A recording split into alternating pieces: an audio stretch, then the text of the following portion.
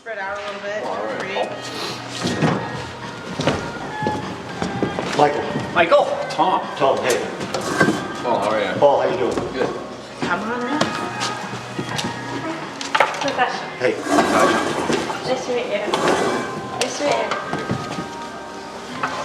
So exciting. All right.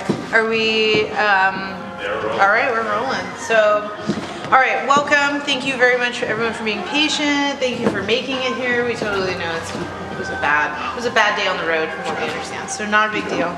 I want to, oh, we're waiting for music. You can tell we're super professional. It's soon. So, I want to begin really quick. My name is Jessica Torres. This is Dab Art and H Gallery. I want to introduce Natasha Rudenko, Michael Miner, Tom Wheeler, and Paul Kaiser.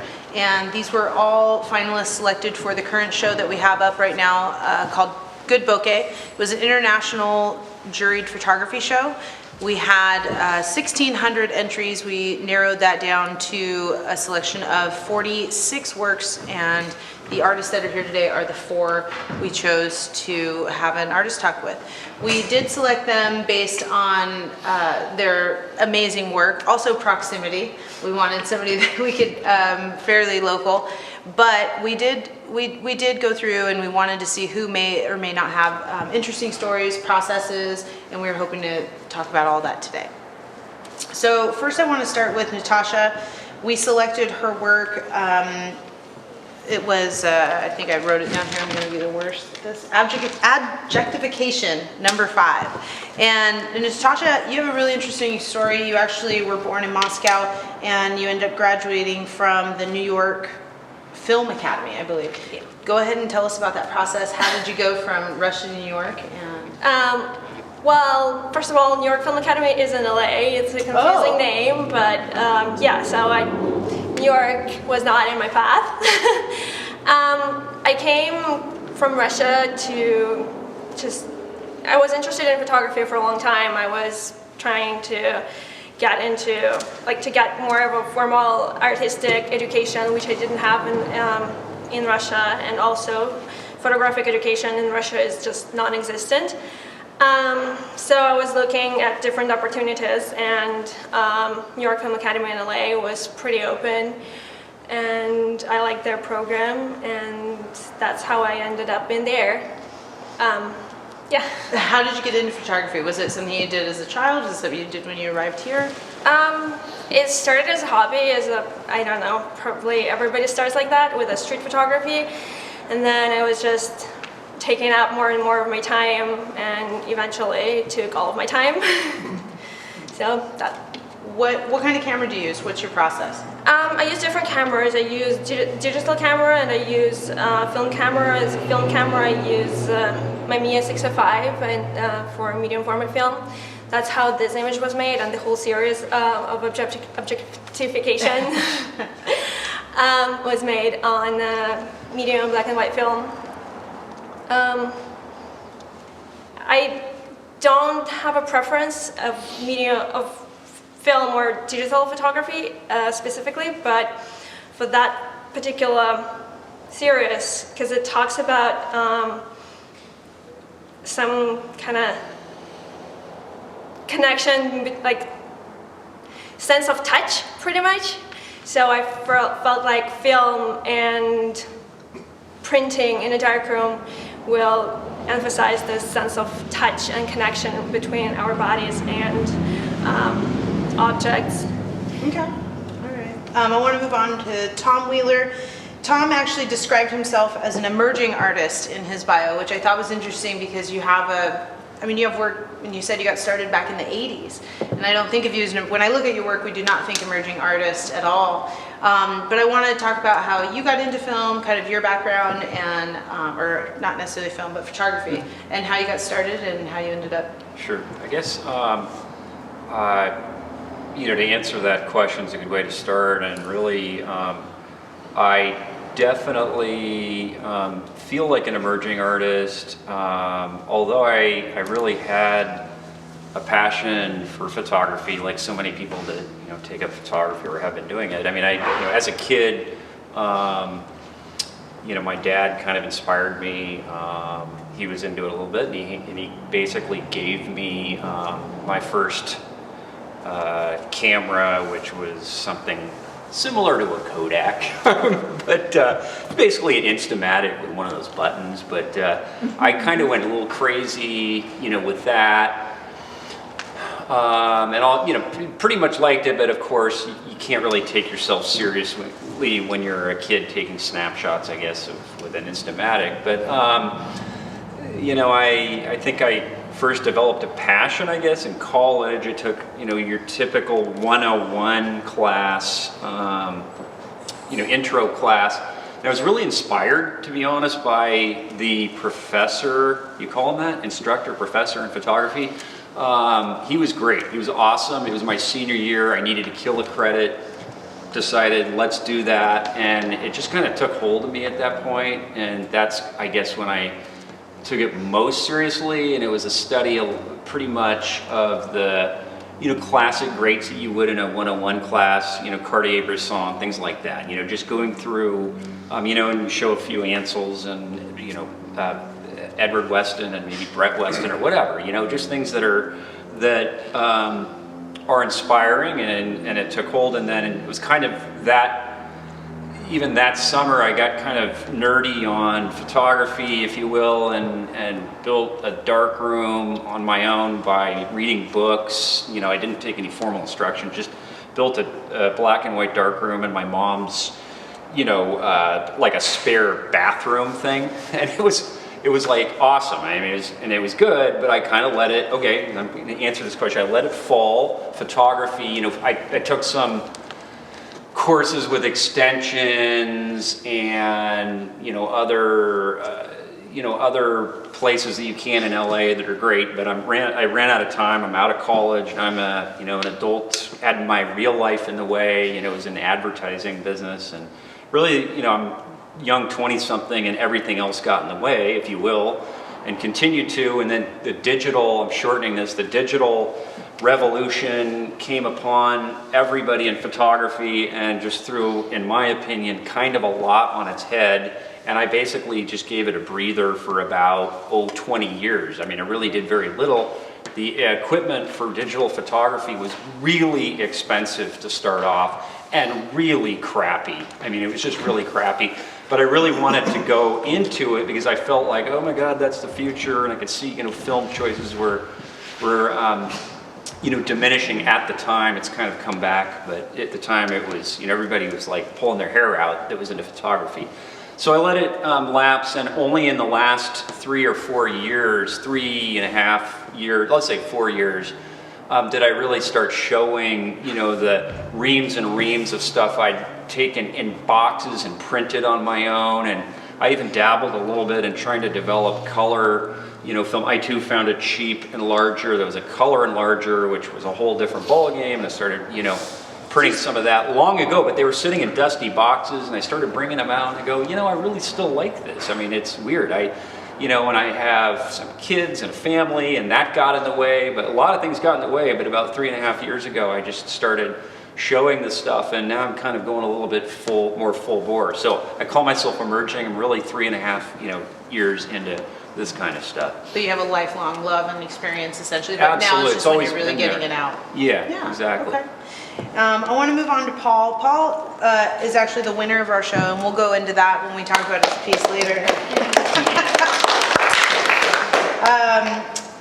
Paul is somebody who, when we first saw his work, I think we felt an emotional attachment to it, and we knew we needed to know this person a little bit more in depth, and we want to know more what was behind the camera. Paul is a combat veteran, and he's also a contemporary artist, and I was hoping you would talk about that journey and how you went from being in the military to being a photographer. Wow. Well, first, thank you for hosting this. It's not easy doing this stuff, for sure. So you guys did a really good job. Thank you. And of course, congratulations to everyone selected. Yeah, I'm an artist. I still wrestle with if photography is even an art form, you know, to be honest with you. I do hyperrealism, both painting and drawing and other things. And so photography started because I needed to photograph the things I was painting and drawing. And you know, no one's going to sit for a month and a half and not move, so you have to work with photographs. And I shoot film because film, the kind of film I shoot it's a pain in the ass, and that pain for me it mimics the pain I do when I paint and draw. So I will never shoot digital. To me, it's just too. It's too quick, fast, and disposable, and you know, the process to me is a bit cheap for me. Military, wow, I'm not sure that really impacts. It impacts the themes, and if I blow a little bit, those lights are blasting me. That's why I'm yeah, we doing can this. move. It informs the subject matter a little bit, but as far as the process and what got into it, I mean, I'm self-taught at everything, so I just picked it up and figured it out. But there's a body of work, of course, that I do. The military is a lot that affects it. In a strange way, it actually affected this photograph as well, because I think I'm going beyond the scope of your question. No, it's okay. The reason I was asking for a correlation is because you did have a lot of photography while you were, I believe you were still on tour when you started. Oh, yeah. So when you started shooting, and so I didn't know if you had started shooting just because you wanted to document, you know, where you were at the time, or if it was something that was it something inherently you needed to do, you just wanted to do, was it just fun, or was it something that has now moved you into kind of shooting what you're doing? Fun. So you're not fun. I mean, I just mean like you know, sometimes it is a release, I think, for people who, you know, if you're sidetracked a little bit, maybe photography, that's what you were doing with it. I don't know, but that's why I was kind of asking, like, you know, how that got started. Yeah, well, I served in I served in special operations, so we weren't necessarily permitted to do a lot of photography for obvious reasons. And to make it worse, I did film, so I'm hauling around a Hasselblad with a lot of Fuji 160S and on Polaroids, and you shoot when you can, and I shoot with a 50 and 80 mil lens. That's it. So it's bulky, a couple backs, and that's all I have. But you just can't haul that around with you everywhere. It's virtually impossible, actually. So you shoot when you can. But when I did take it around, I took it around Iraq. Did a lot of photography, both within Al-Qanat and Sadr, and in other areas around Baghdad, as well as North Kurdish area in eastern Iraq, Iranian border. And 2008, when I came back, I had a situation that had made me reevaluate, not reevaluate, but appreciate life, to put it mildly. So when I came back after that experience, actually then went to Africa. My brothers, you know, the complete different scene.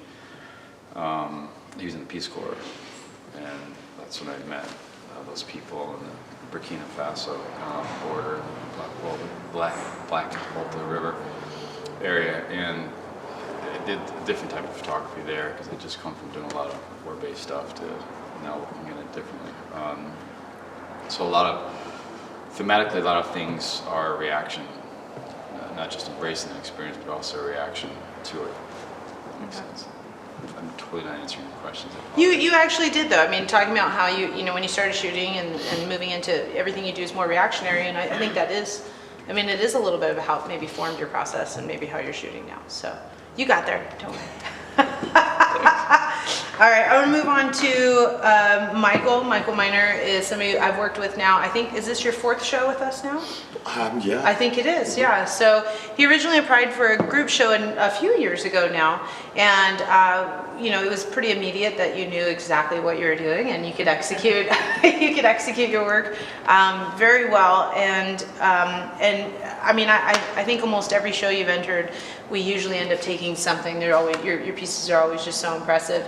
But I do want to get a little bit more personal, so I'm going to fan out just a little bit at the moment. Michael is not only a photographer, he is a writer and a director. So if you could please talk about that. Well, and, you know, I think I want to congratulate our winner here, first of all, and thank you for inviting me, and congratulate every one of the other image makers for being here. It's funny because I'm a reactionary too, in the sense that I had some early success in motion pictures, both at UCLA Film School, then at MTV, and co-wrote the original RoboCop, and it all came kind of quickly. But then I was in the trenches for for several decades without a lot of movement. I got into this sort of grind of development, and I didn't realize how fortunate RoboCop was. It was sort of made when no one was looking by a big independent company with a really talented director, and they did our script, which is uncommon. But then I started burning out, and as a reaction to that, I got into the photography because I thought after one spectacular crash after another, working years on a script, having the production fall apart like a Zen sand painting when they turn on the fan, just years of work vanish. So I'm going to go out and do something that only I can screw up. And so there I am with the camera, swearing a lot. I know what I'm doing, but really one of my photographic teachers, John Sexton, who printed for Ansel Adams, said the process is really about reducing the number of mistakes you make. So the mistakes are always the things out of focus, panned a little bit too far right, whatever, unless that kind of documentary realism is part of the genre that you're after. So I don't want to disrespect that process, but so that's sort of what led me to here, which is in 2002 I bought a Canon 4x5, 5x7 camera and started shooting, and then before an artist in residence grant in 2008, I bought an 8x10 camera, and now I shoot mostly 8x10, and the 5x7 negative is this size. There's the negative and there's the positive, and you can all take a look at that. I'll pass them around. And then here's an 8x10 negative and the proof that you strike so that you can make sure that it's in focus or the composition is right. You guys want to take a look at that. So all of that, it has to be handled in complete darkness. And then, and also here's me with the two different cameras in the field, the 8x10 and the 5x7. And here's the enlarger. It's 10 feet tall. The light source is up here, and you put the negative inside and shine it down on the piece of paper, which you saw, and then you put it in these trays. And here are the trays. Extremely difficult to get a print that works. And again, there's a lot of swearing involved. But if you reduce the number of mistakes, you can actually, render some things that last a couple hundred years and are rival most digital work. And I know a little earlier we did touch on your process, and why don't we just go right into the piece that we selected for this show? It was Tidal Flow. It is enormous. It's a huge piece. It's on the other side of this. It's on the other side of this wall. It's is it 30 by 40 or I think it's the 30 by 40. It's 30 by 40. Ragged Point up between Gorda and San Simeon. There's a bay that you have to lower yourself down, hand over with a rope to get to. I've been there 5 times, and the 6th time I went, there was a lot of fog, and I was very disappointed, but I decided to set up the camera anyway, and the fog opened up for about 5 minutes, so I was able to expose 4 negatives. 3 of them were bad, and this 4th one was tilted funny, but everything was in focus, and I could crop in to get a square, and the idea, it's a little bit like writing. The idea that you can write a novel by sitting down at a typewriter and it just comes out and then you hit print is an impossible fantasy. It's all about rewriting the thing that you do. Photography is the same way. You can show up 10 times and not get it, and then the 11th time, there it is. And you just have to keep showing up. So that image is, I've sold about 10 of them through the Photography West Gallery. Very surprising that the fine art photographs of landscapes are a little bit like 45 hit records. Yes. Half of these things I showed you today probably would not sell, but within them are these things that capture an audience's imagination. And I've stood next to people who look at an image and I see something happen to them. And it's really, there's a bit of magic involved beyond whatever I saw or captured or printed. That's this interaction, and you all probably know that there's suddenly a feedback that happens with certain photographs, and it's pretty remarkable. I think the other thing that I tend to see, well, you do a certain type of printing too with a lot of your work, and you use the halide, the silver halide. Silver paper, halide. yeah. And I wanted to talk about, for those of us who don't know, it does make your, something that is fairly simple, like you said, just a landscape. I mean, there's a million of them, but that particular piece and some of the other ones that we've had in here, people will stop. They want, it's not just rocks and it's not just fog. They want to stop, and I think a lot of that has to do with the specific print and the Right. halide. So if you could elaborate on that a little bit for us. Well, the inkjet paper is is something that's applied to the surface of paper. With the silver on this paper, it's embedded in the paper itself, and the source is kind of like an etched thing. It's dimensional. If you hold the negative up sideways, there's a depth on the physical sheet of film, which I think the dimensionality translates to the piece of paper in a different way. And I've done 5 of these 8x10 so far, where I'll drum scan them to a terapixel of data, and then use what's called a Durst lambda, which is like a big Hasselblad. It's got a roll of photosensitive paper in it with chemicals, and I generate a 4x5 footprint, which is about that big, tack sharp, in focus, and you feel like you can kind of step into the material. But I've poisoned myself with sulfur dioxide gas. When you put the big prints into fix, it gives off a gas like a volcano does, and it gives you flu-like symptoms and stuff like that. So it's a different kind of process. Is it a Type C print that you are examining? Yeah. It's all. So that's photochemical as well. Yeah, I don't do it. Terrific. Nice.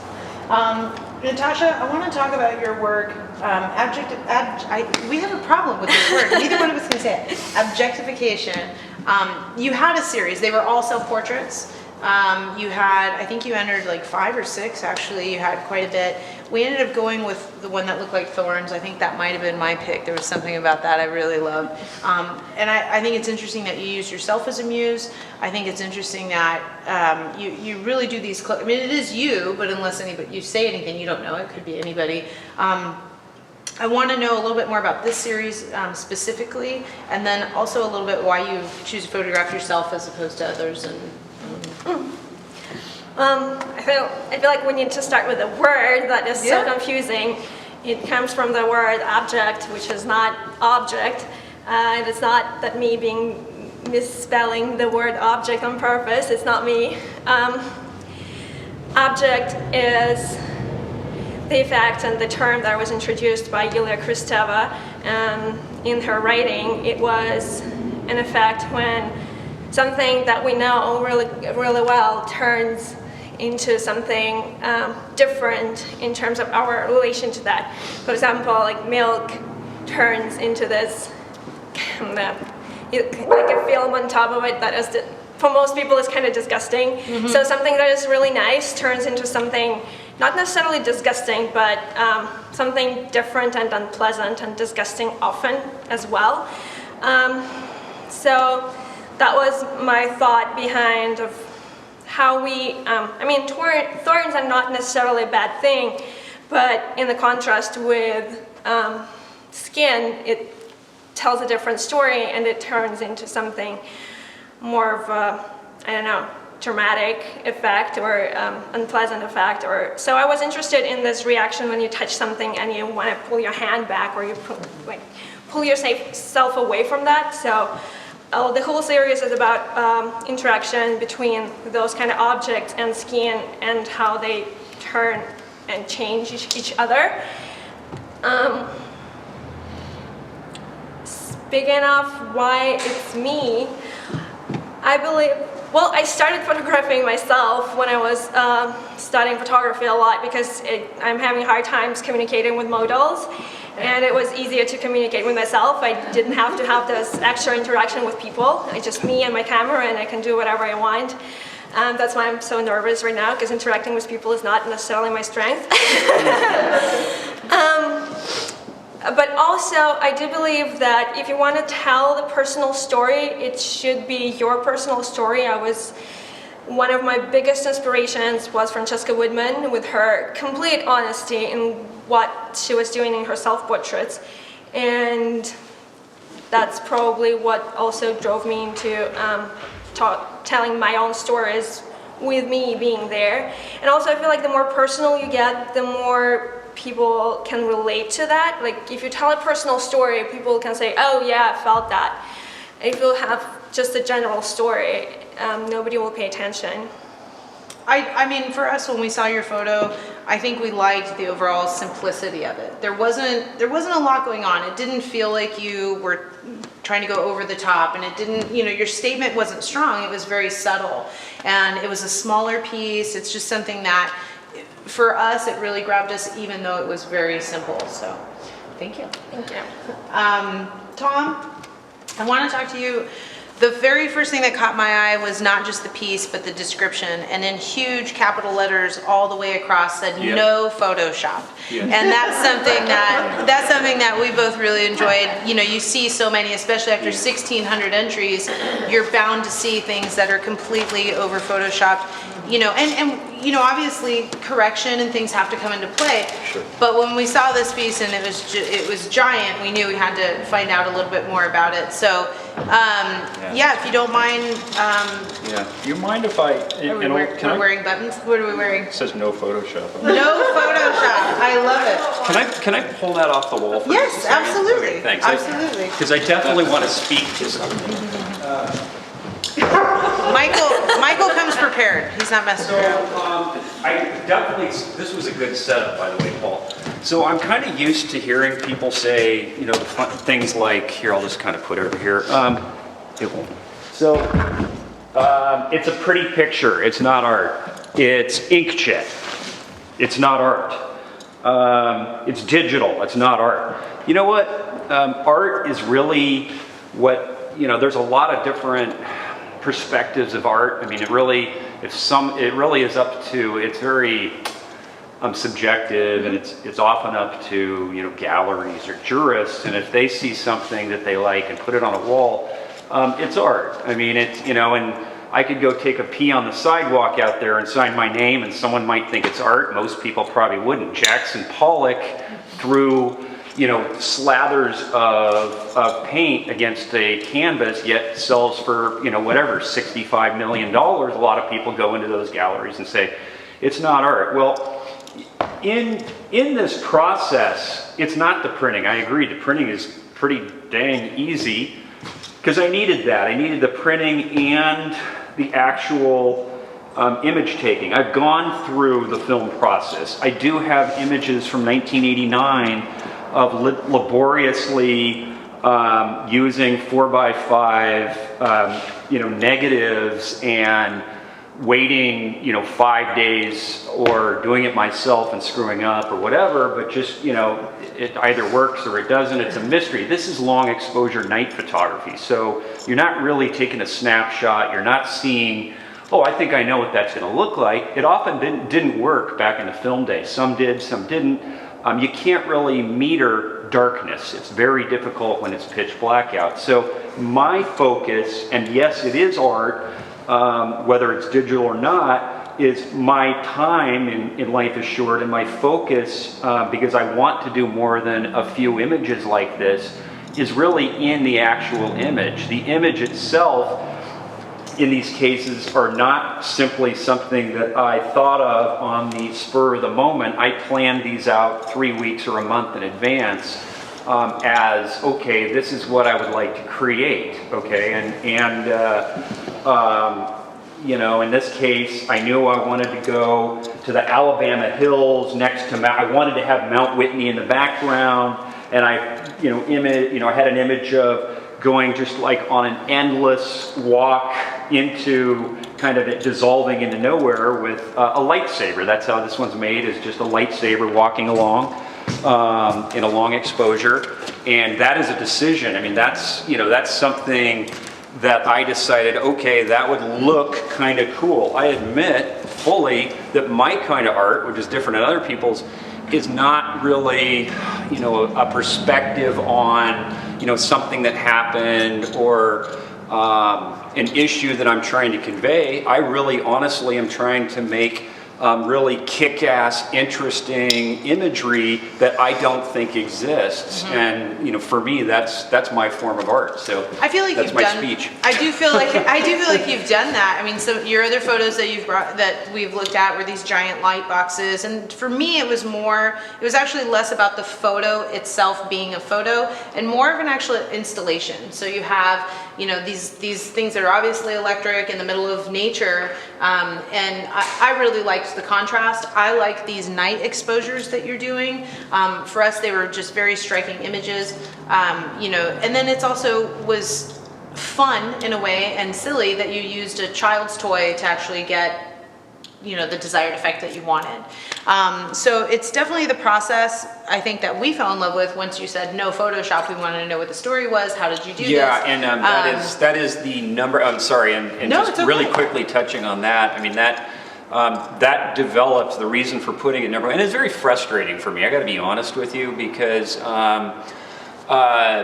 most people, when they see it up, they go, well, I mean, how did you do that in post-production Photoshop? And I'm like, it isn't. I spent, that's a 9-minute exposure right there. And it's, and I've lugged, these heavy lucite cube walls out, 3 miles out to the desert, and built it at, 3 in the morning with a windstorm and 29 degrees, and finally got this thing up right before sunrise. And it's, there is some labor involved, and it's I choose not to. It's funny, because now I'm going to say this. I think Photoshop is kind of a cop-out, because a lot of people do only Photoshop. However, backtracking that a little, I've seen some really cool work where people spend a lot of time studying what the effects of various filters are in Photoshop, and some of them are pretty cool. It's like, and that's their form of art. I just choose not to do that, and I just wanted to kind of get the conveyance across that I didn't just throw that together in 3 or 4 minutes. It's a big process. I mean, we like humor behind things. At least I know I do, and that's something that I think it feels a little bit younger. It's not ever taking yourself too seriously. You do have to be serious about what you do, otherwise you're not going to come across as a professional. I don't think that's something that we've run into here. Everyone that we've chosen or spoken to is all, they're very serious about what they do, and everyone has their own processes, but that's something that, when I see somebody actually putting the time to say something in there, it's gonna catch my interest along with the image itself. So, and where was this again? So that one's called the Alabama Hills, and it's really just at the base of Mount Whitney. There's an awesome free park. I'm going to call it a park. It's called, I don't know what it's a park basically, and just FYI, free camping there. I highly recommend taking a visit there if you haven't. Oh, I'm sorry, it's right out of Lone Pine. It's 3 miles out of Lone Pine. So beautiful area, and I did an entire series. You're right. I did that's just one of, I don't know, 25. In a very, I did, LA Aqueduct, kind of on Route 14. I called it 395, but it was everything kind of between, can't remember the name of the town, but basically 14 and 390, Mojave, that's the name. From Mojave, kind of north past Oh, Bishop, that corridor in there, very spectacular, you know, one of the most scenic places really on earth, in my opinion. I mean, it's so unique, and you know, we're so gifted to have so much great landscape scenery in California. But I did a whole series, and that was just one of them, my thing is night photography, and it's one sentence on that, along with what you were saying earlier.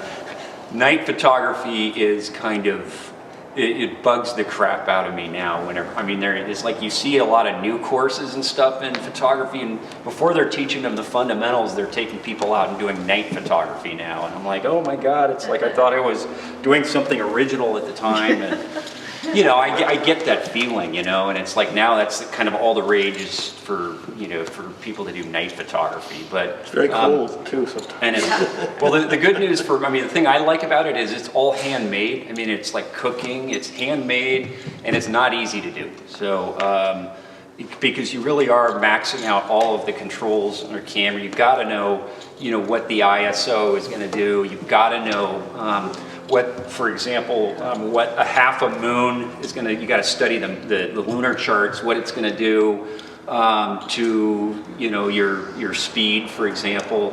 And if the speed's going to go, if your ISO, you know, has to be, you know, set much lower, and you're maxing out the camera, and you've only got 2 minutes to do a shot that you normally would have 9 minutes for, well, maybe you're going to run a little faster during what would normally be a 6 or 7 minute exposure. It does affect, you know, how you're going to do everything, but you know, in that case, that was a full moon, so It's quite a bit. I had to max out the camera, in other words, and actually stop down and all that stuff. Another question that we get while the show's been up is when people come in, some people don't even realize it is at night, because there is so much light in there. They feel like you've taken it during the day and then pared it down. The actual image is mostly, well, because that was full moon, not so, but an average, you know, typical image I'll take, it's pretty pitch black, as the eyes are not adjusting as well as a camera has more sensitivity because it has more time to capture the light, if you will. But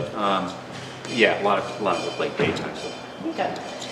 Well, Paul, we're gonna talk about your piece.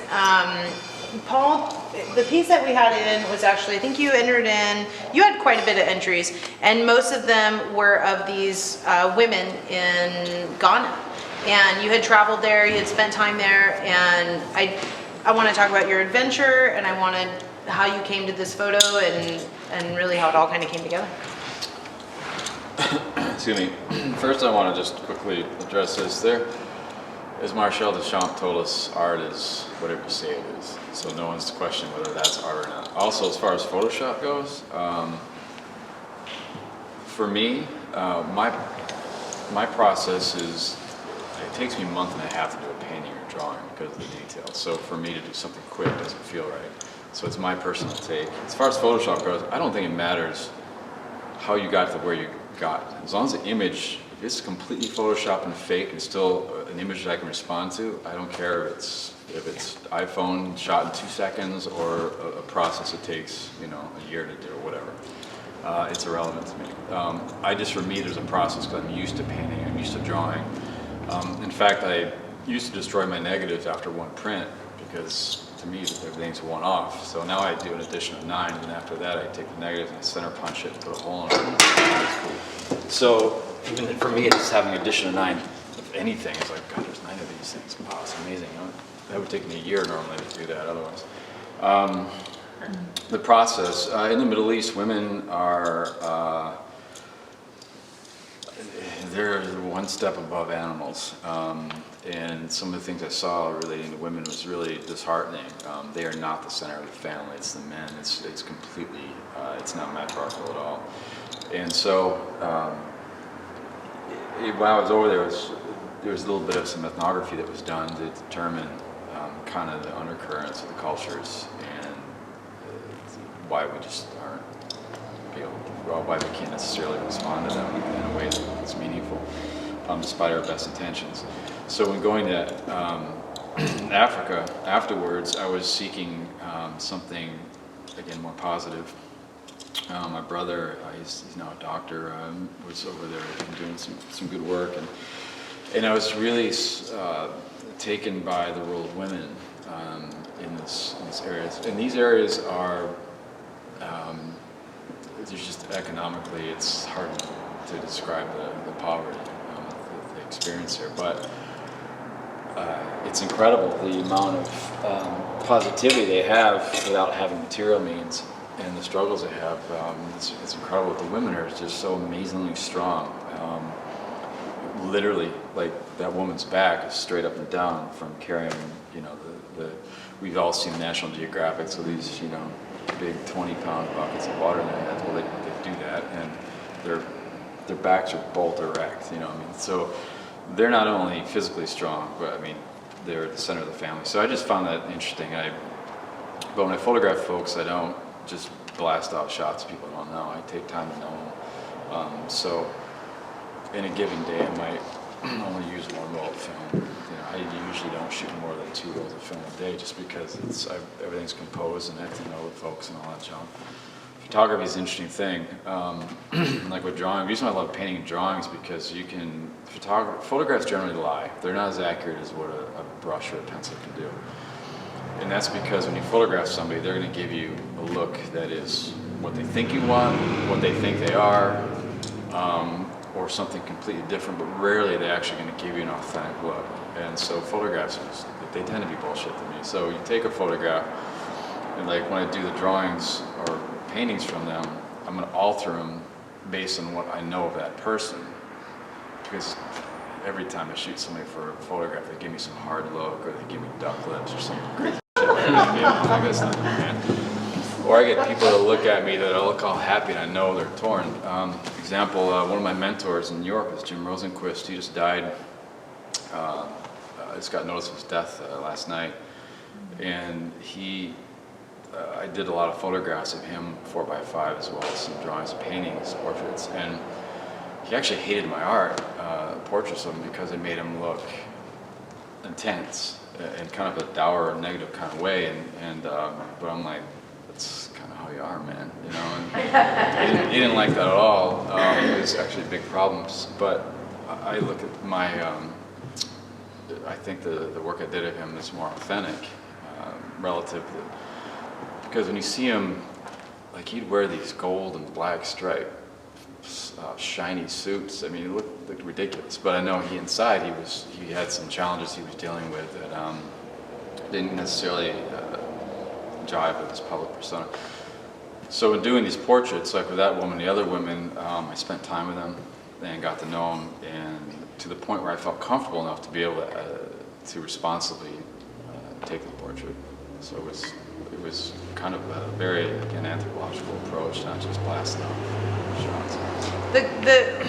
For us, when we saw it, I think it was absolutely immediate. We knew not only were you going to be in the show, but we were probably going to want to use it for everything, because it was just something that we felt we had a reaction to, and we knew that universally people would also have a reaction to it. You didn't have to know anything about photography. You didn't really necessarily have to know anything about art. It's an image that could resonate with almost anybody on any level. For you, it was strong women and wanting to portray that.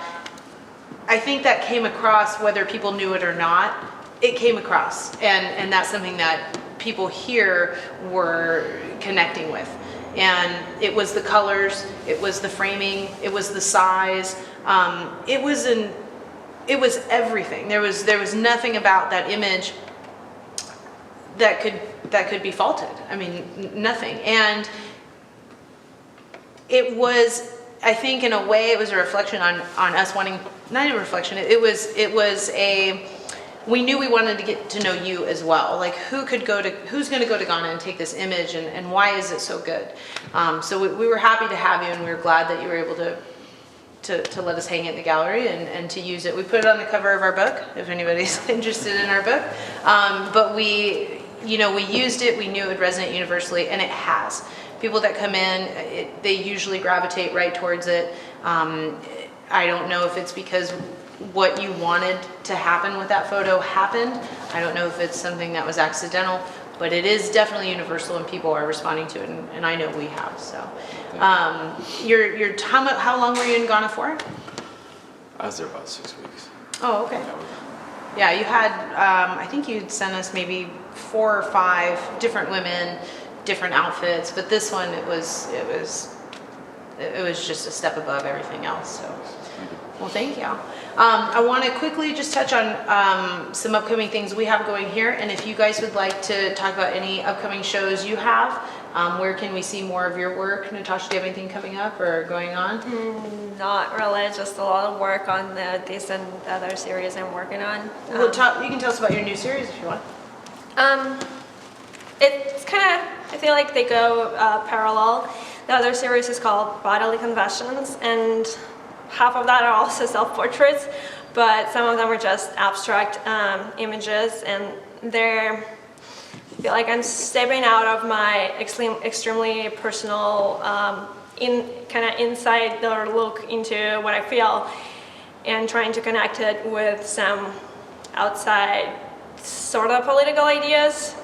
At least I'm trying to connect with my understanding of my background, of being an immigrant, of being a white feminist, and how I go into intersectional feminism, where is my entering point, how I interact with my body image, how can I interact with the body positivity movement when I have privileges of being white and kind of standard figured person, this kind of reflections. Good. That's all. I mean, it sounds interesting. So. I had a piece, and it is shot digitally, and my intake on also different mediums and Photoshop. I feel like everything is just a tool, and I also teach photography, and I tell my students, I don't care if you bring me your work shot on iPhone.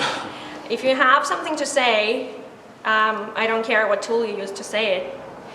Just the main thing is the message. So I used digital for that series just because it started that way. I probably can mix media with some film photography for that series, or I'm thinking of going into collage and mixed media. That part interests me a lot right now. All right, we'll keep us up to date for sure. Michael, do you have anything new coming up or currently going on? There's I'm going to have a one-person show at a place called the Brewery down in Los Angeles, which is a lot of sort of a this but without walls. At the place where I print, it's called Contact LA. The dates are now, it's going to be for a couple months, but we haven't nailed the exact date. Probably sometime in May or June. And I just continue to shoot and print. I mean, the guy who took on my work up in San Francisco, Scott Nichols, scared me a lot when he said, well, how many prints do you have left in you? How many of these things can you do? So I'm thinking, it's just going to keep happening, but I just get a little more stooped and older every year. So I try to get the camera out into the woods as much as possible. An artist in residence grant in October at Yadu in upstate New York, and just to try to keep shooting, shoot until I can't carry the camera anymore. Excellent. Thank you. And Tom, do you have any comment? Sure. I mean, I work a lot with artist groups. We've got one member out in the artist, formerly of a group that I still belong to, but that kind of imploded, and that's why a lot of members, have kind of not renewed membership. But it's TAG, and that's they've been in Santa Monica, but that whole Bergamot thing is imploding, and developers win. Once again, artists lose. So about half the galleries are just dissolving there. So I don't look for that to be very interesting anymore. But the cool thing is I've been spending a lot of focus on the moving. I kind of stupidly volunteered to do that for the kind of the interior renovation stuff. But I belong to that, and it's going to be a while on that one. But I belong to a photo group in the South Bay that will be showing at the Loft, I guess, in June. So I'll have a couple pieces there, like 3 or 4. June and July, I guess. And then, that's San Pedro, sorry. Did I say that? And then, I guess I'm going to be in kind of a repeat. I did something called the 4th Biennial last year in Berlin, and it's just a few pieces, and I'll do the same thing this year, and I think I want to say it's going to be in Paris this year, I think so. Probably they'll call it the 5th, I don't know, I haven't received any updates on it, but because that's not until also August, I think, so it's right about now they start, freaking out and having us resend all our stuff, but pretty much a dry period. I mean, there's nothing, I took something down in Seattle recently, but like 3 weeks ago, but it's a dry period. I'm looking forward to it. Yeah, a little less, like a little more time off. Yeah. Good. Paul, anything coming up with you? I've got a couple shows in the fall, and sending more information. For me, I'm more interested in doing the work. I care less about the shows. I mean, checks are clear, and of course, the audio's good. My studio downtown LA is on Los Angeles, so it's basically Skid Row starts there, and so I'm getting sucked into photography. It's killing me. I've been doing some street stuff. I'm gonna do some more because I see some weird shit every day. I mean, it's like Trump. You can't make out what I see, man. It's just train wrecks everywhere. So I'm gonna start documenting it. And I've got film projects coming up. In fact, we're gonna be shooting in 2 weeks, as well as a Polaroid project in the desert in a couple weeks, and painting. And I got this massive drawing thing I gotta do, so I'm maxed out. You're busy. Yeah. That's good. It's a good problem to have as an artist, for sure. Well, I wanted to thank you guys for coming. I want to do just a couple quick announcements, and then we'll go ahead and open up the floor for some questions. We have